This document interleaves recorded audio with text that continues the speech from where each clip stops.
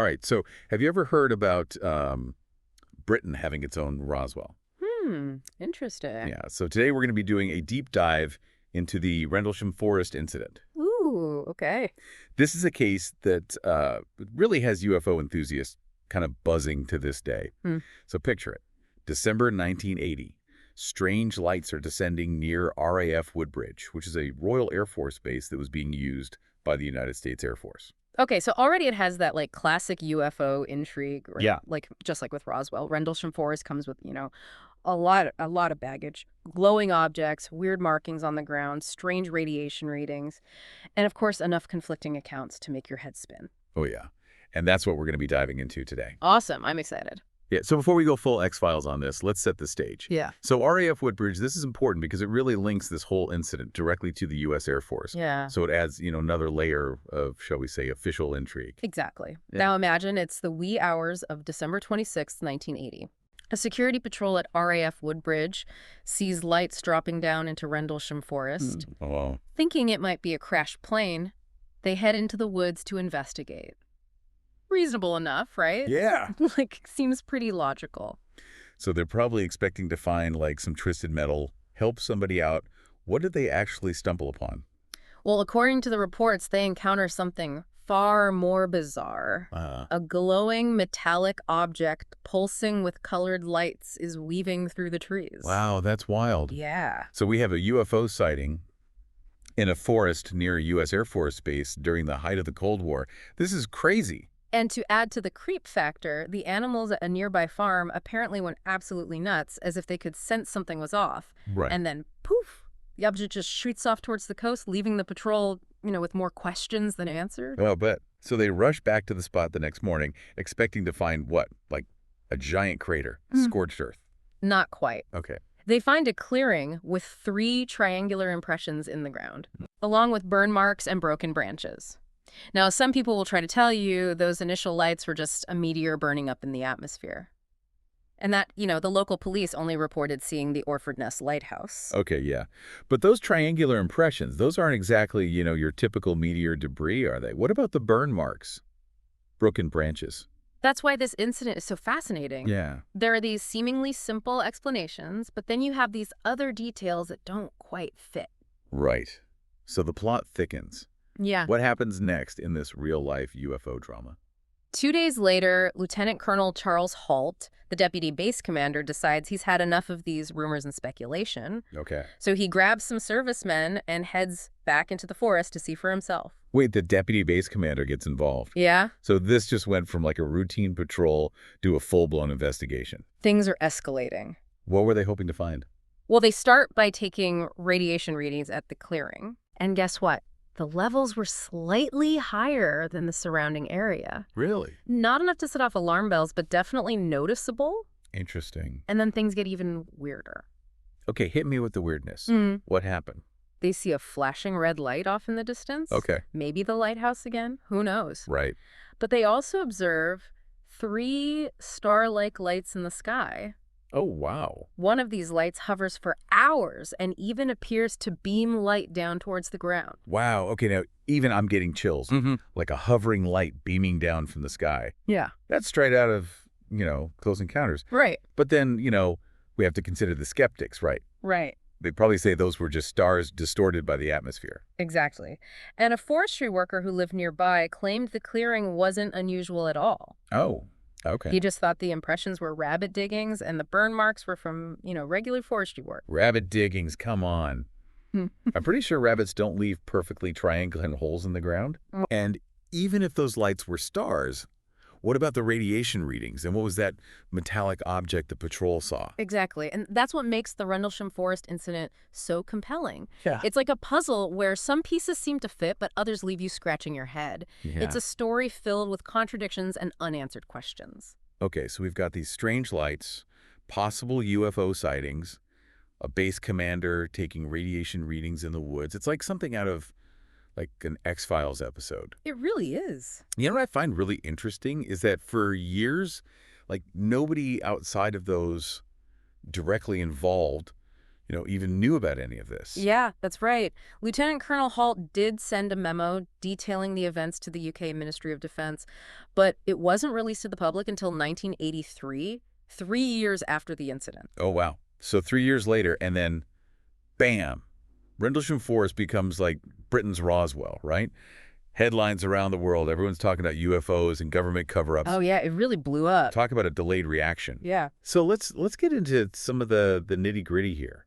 Those radiation readings, for example, even if they weren't like off the charts, they were still higher than normal. I mean, that has to mean something, right? Yeah, it does raise eyebrows. It's not like radiation just appears out of nowhere. Right. Some skeptics say it could have been from, natural sources in the soil. Uh-huh. But that seems, I don't know, a bit too convenient, doesn't it? It does. Others argue the equipment they used wasn't sensitive enough to be reliable. Okay. So the readings might not be accurate. It's a classic case of he said, she said with the scientific data. Right, yeah. Okay, but what about those triangular impressions? I mean, I've seen some pretty ambitious rabbits in my time. Yeah, me too. But creating geometric shapes in the ground, Right. that seems like a stretch. Even for, Bugs Bunny. You and me both. And it's a shame there are no photos of the impressions from that first night. Oh, okay. The photos taken later could have been anything, really. So we're relying on eyewitness accounts, which, as we know, can be tricky. Very true.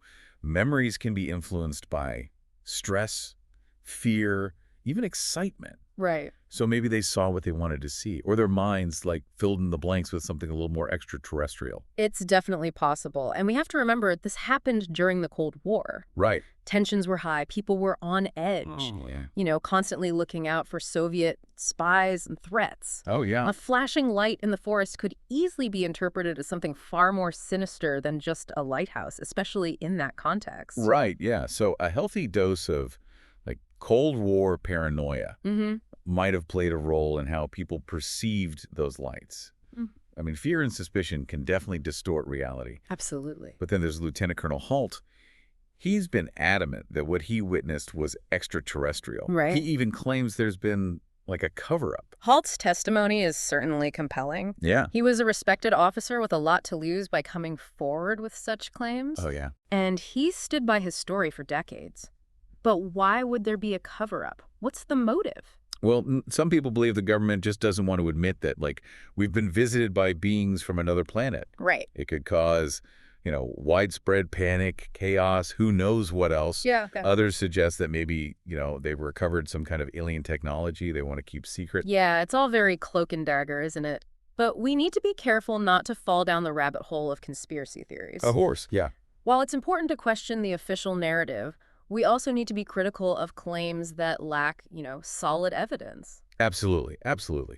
So, okay, let's step back for a second. If we put aside, the extraterrestrial hypothesis for a moment, what are some of the more, down-to-earth explanations for the Rendlesham Forest incident? Well, as we mentioned, there's the misidentified meteor, lighthouse, and stars theory. Some people believe it could have been a downed Soviet spy satellite. Okay. Which would make sense, given the Cold War tensions. And then there's the idea that the military was conducting secret experiments in the forest. Right. Possibly involving advanced technology that could explain the strange lights and radiation readings. That last one's intriguing. I mean, secret military experiments always add, a layer of mystery. Oh, for sure. But let's be honest, the idea of aliens is just more exciting, isn't it? It definitely captures the imagination. Yeah. And that's what makes the Rendlesham Forest incident so enduring. It taps into our fascination with the unknown, our desire to believe that we're not alone in the universe. It's a story that sparks debate, fuels speculation, and just keeps us wondering, what really happened that night in Rendlesham Forest? And it's not just about the events themselves, Right. but also about how we interpret them. The Rendlesham Forest incident highlights the power of perception, the way our brains can fill in the blanks and create narratives to make sense of the world around us. It's true.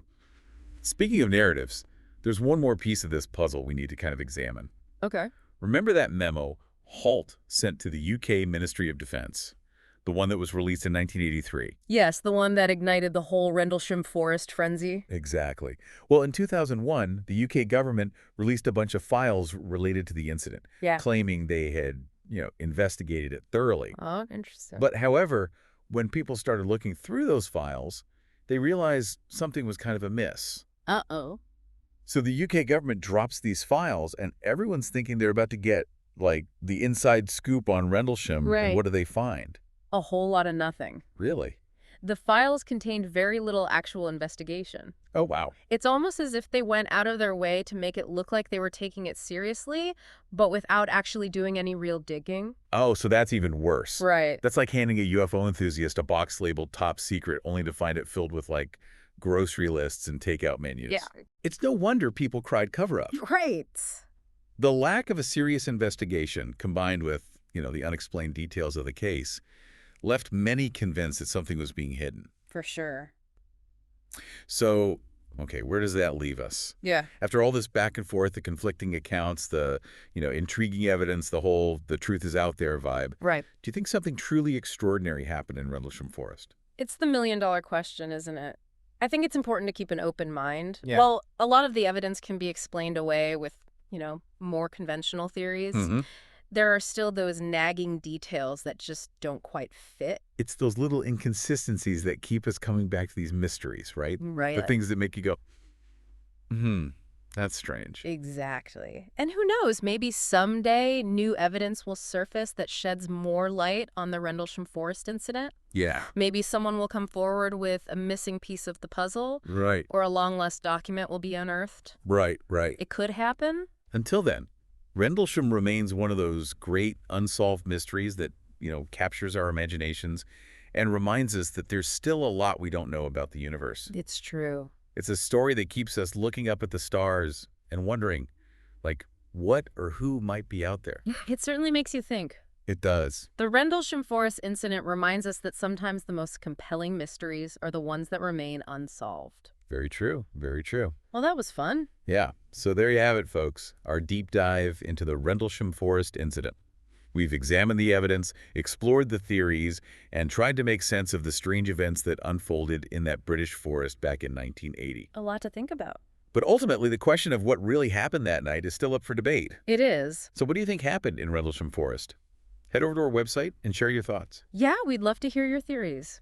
And don't forget to follow or subscribe to The Deep Dive for more explorations into the unexplained. We'll be back soon with another deep dive into a fascinating mystery that's sure to keep you on the edge of your seat. Until next time, keep your eyes on the skies and your minds open to the possibilities. Thanks for listening.